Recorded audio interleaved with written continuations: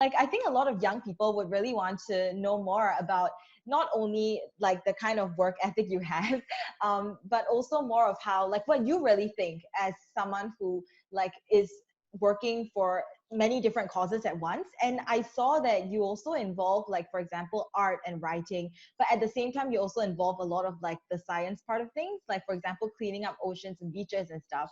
So I think like the first thing that I wanted to ask was, how has your current main project, Ocean Purpose Project, how has that changed your life or sort of defined your purpose?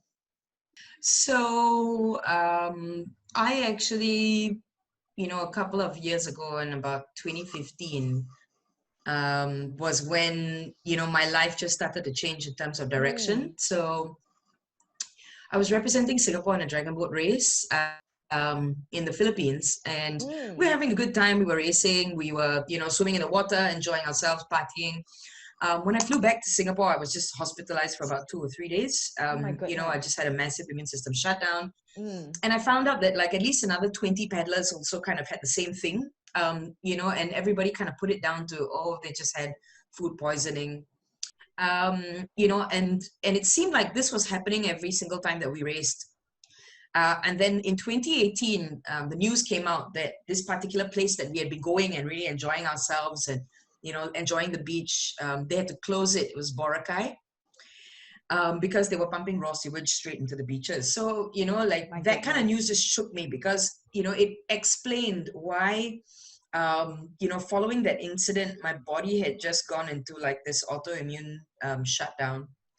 My hair turned white, and then like I developed vitiligo, which is why sometimes with these interviews I don't actually put makeup on. Ah, I see. Just so that it can explain a little bit more, right, why I decided to do this. Because my background is in music, and also in TV and broadcast and social media. So, my career was going great, but then, there was a part of me I was just falling sick a lot, and my health was just going down. And I was really asking myself, okay, like, with the way that my health is going, do I want to be working the way that I work for a purpose, or do I want to be doing, just my regular job and, kind of uh, the same thing that I've always been doing, and not really kind of working towards something that can not just improve the community or the environment, but help prevent water pollution to the scale that changed my health. I mean, I am just one person. The question was, if just 3 days of water pollution exposure could just turn my life upside down, what Mm. about the people that live there? What about people that live in like remote island communities, or even like, across the coastline, right? Much of Asia. What about those people who live with like polluted water conditions? Who's kind of looking out for them? What kind of health Yeah. conditions are they looking at? What kind of health conditions are their children looking at? So, Mm. this is something that just can very heavy on my mind. And also because like, I was doing a lot of dragon boat and outrigger canoeing, and the community is such that we do little beach cleanups anyway. But it's just a small thing, and it's just something that we do anyway. But I was thinking, like, how do we use that power of community and mobilize change? So, yeah, I mean, this is where, I decided that I wanted to set up Ocean Purpose Project. But before setting it up, I just wanted to test out if there was a way that I could do little pilot projects that are small in scale, but very dynamic and very powerful in the fact that they can actually create mass scale impact. So that's Understood. really what Ocean Purpose Project is. They are small Mm. little pilot projects. They're small projects that must deliver at least 1,000 points of impact. Is that 1,000 people impacted positively? Is that 1,000 square meters of land impacted positively? Is that 1,000 square meters of ocean stretch that is impacted positively? Whatever that is, right? There needs to be 1,000 points of impact. So the projects that we do are really about these kinds of like small things that can really deliver a big kick. Yeah, Definitely. That's it in a nutshell, I guess.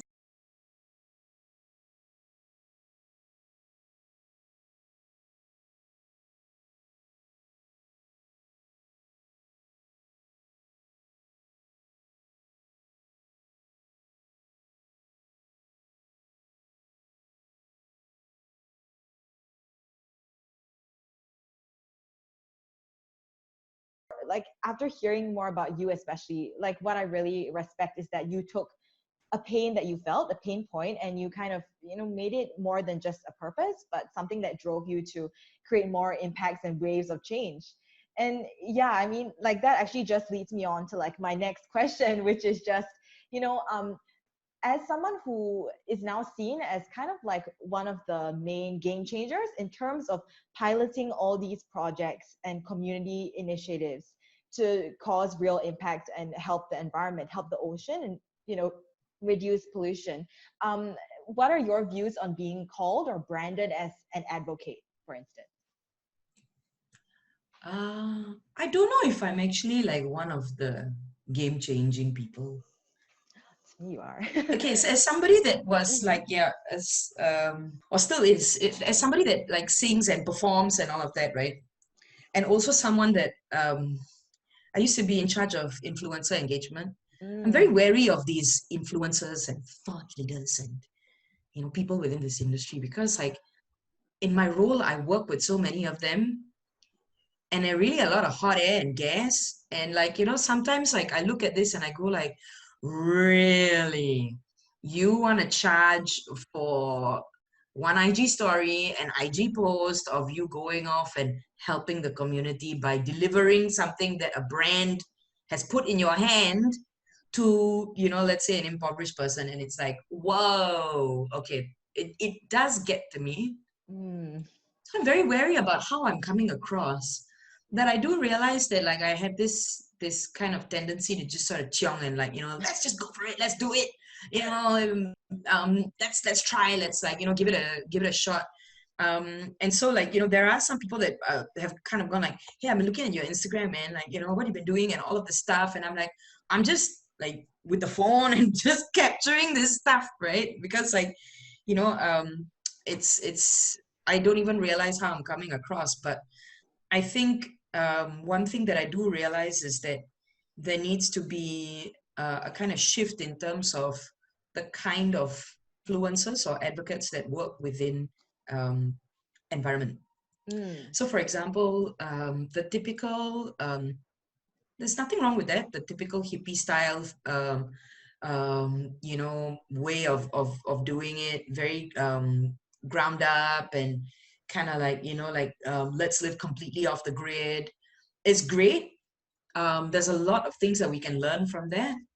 And then there comes the like, the very flashy influencer style, like, I've got my own, I bought my own reusable tote bag, I bought my own reusable bottle. And it's like, that's not the point. You're supposed to just use what you have. You don't need to buy all this stuff to be sustainable. There comes this point where you're like, okay, how do we do this in a way that like, just um, really looks at core problems that in my area it's the marine environment, right? Mm. But for many other areas it's like, okay, core problems in the environment or sustainability, and how we can really make that shift.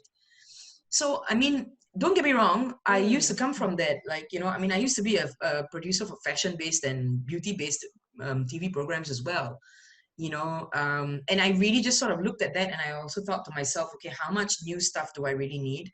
And if I'm going to purchase, I must be able to have a sustainable option, or I must purchase from carbon negative or carbon neutral or carbon negative brands. Mm. And I think that's the zeitgeist of this generation, right? This generation is literally like, no, we don't want any of the stuff that's been done before. We're not interested in all of the big name brands. Either you get on board with like, what the new generation is about, or okay, boomer. And I love that. It's just Okay. this like, complete abandonment, right, of everything that's come before, and just kind of moving in their own direction. And this generation has also defined exactly what being an advocate then really is, right? We've moved away from flashy influencer types who, frankly, during lockdown, I asked myself, where are you guys, right? Where, if you can't get your free travel stay and your free hotel and your free, restaurant meal, then how do you kind of create content or give back to the community? So I would say at least about 70% of the influencers and advocates are just kind of like, they're waiting for the handouts. But there's another 30% who I really like, who are business owners, who are, let's say, within environment, they are the founders, or they run or they work within social enterprises or NGOs or nonprofits. These are the real influencers, because through the business, they are already impacting a small community of people, which is their customers or their audience base or their volunteers. And that kind of advocacy is very important, because definitely everybody's on social, right? Everybody got a like Instagram page, fine. But then, okay, maybe you have only 1,000 followers as opposed to 100,000 followers. Sure, fine. But the authenticity and and also, the, not just intention, but, the reality of the business backs what this person is all about, this advocate. And if I am one, which, really, I don't want to be one. I Okay. find them so irritating, like advocates, right? Talking about thought leadership. It's like, oh, God, give me a break. And I'd hate to be one of those people, but I think some of my friends were like, yeah, you are one of those people. So I was like, oh dear, okay. Just because I said, please don't use like disposable plasticware at the barbecue. But, I guess it kind of happens where it becomes that way. But, an effective advocate is somebody that you naturally buy into their lifestyle, right? So that's Yeah. hopefully something I would be. I Although, mean, it wouldn't be too bad if I had a six pack either. That would grow the follower numbers for sure.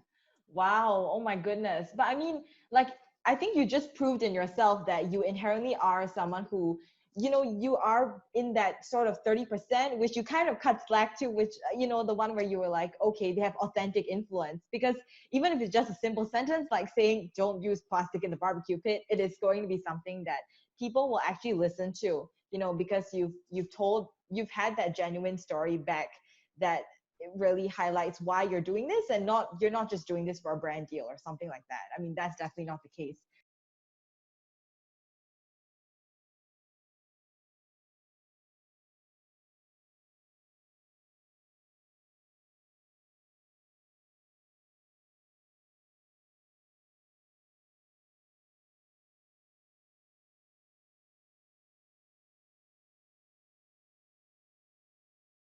I remember like there was this freelancers amidst COVID kind of group that we were both in a few months ago. And I just want to Mm. ask you, like, what do you think about being like a freelancer, especially because it's an idea that's like very well received in the Western hemisphere. People are always like, they're doing something like that to do with art that's freelance, or design or style, or even, for example, poetry. But here it's very different. I think maybe the culture is that you like freelancing is subjugated to like a side hustle lifestyle kind of thing. Yeah, so just want to ask you more about what do you feel about being a freelancer and freelance work in general? Well, the group that we were in is the SG COVID professionals, Yeah, I creative think so. professionals, is it?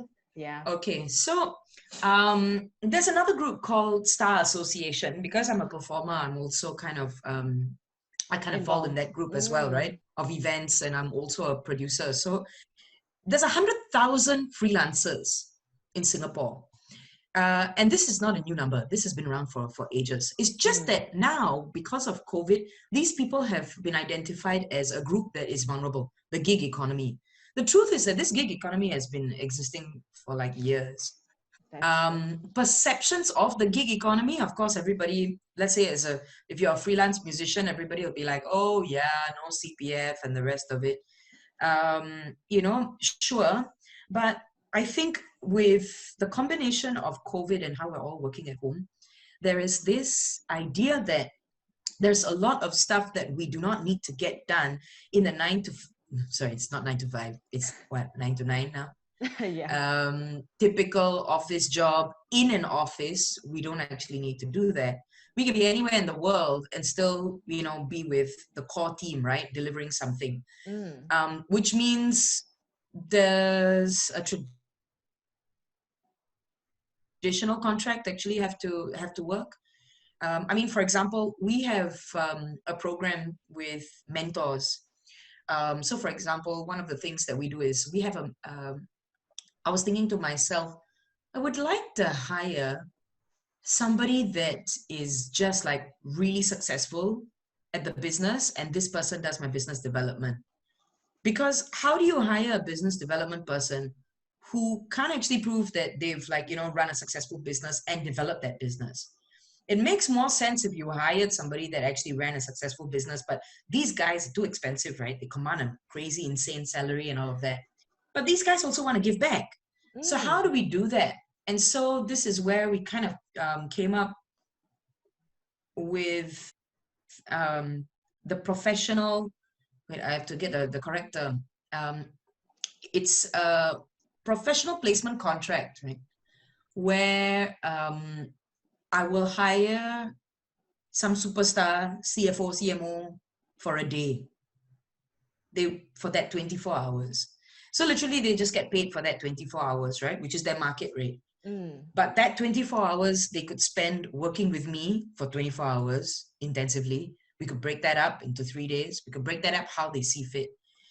And that's really been very valuable because, you Mm. know, these kinds of things are have really sort of pushed me to a new way of thinking and a new way of trying to achieve what I need to achieve.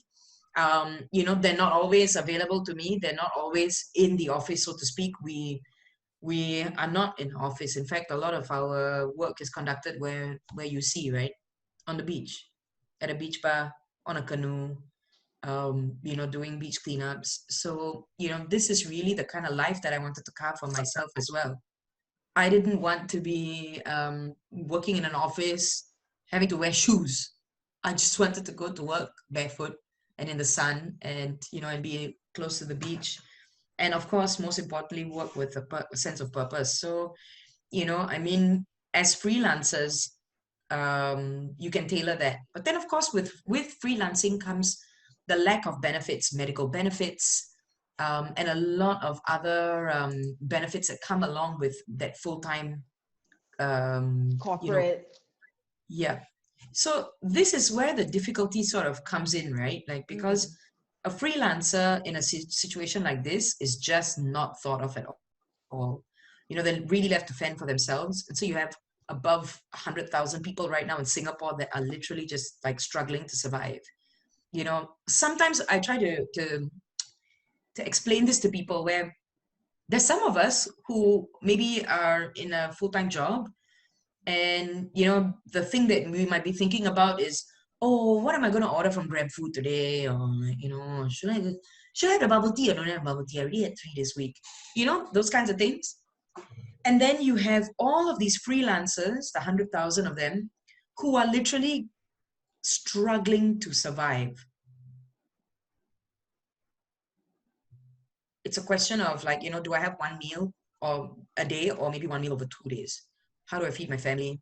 You have employers who literally went bust overnight, who are just like, you know, also struggling to survive. So there's a lot of these realities that, like, you know, are just kind of nobody is aware of what is happening.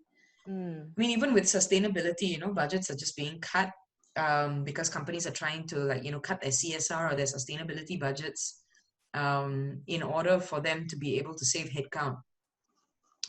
And so then, you know, as a social enterprise, like, I have to ask myself, what makes Ocean Purpose Project so important that it needs to be around? You know, it needs to be essential. Oh, one word. You know, it needs to, that whatever we are trying to do with these little projects really pack such an impact that it's able to go off and really shift things for the better in terms of, like, you know, marine pollution or even marine conservation. So that's kind of the reason. I mean, earlier you were talking about science and art and how we seem to be doing a lot of different things. I think the truth is that as a musician and also somebody that has a corporate job, I've realized that me having, being in both areas of both science and art and maybe the corporate life, all of these things influence each other. I mean, how many musicians that are girl bosses that also kind of run their own empire? If you were to think about it, people like JLo have no business running a perfume line, but they do. You have a lot of really good content creators that are also in environment. Why should a wildlife photographer have a bigger voice in terms of conservation than a scientist?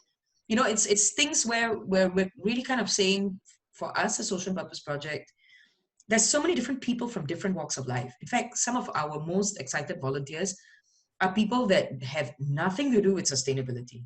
That's not what they work as. They, don't volunteer in that sense with a lot of social enterprises. They are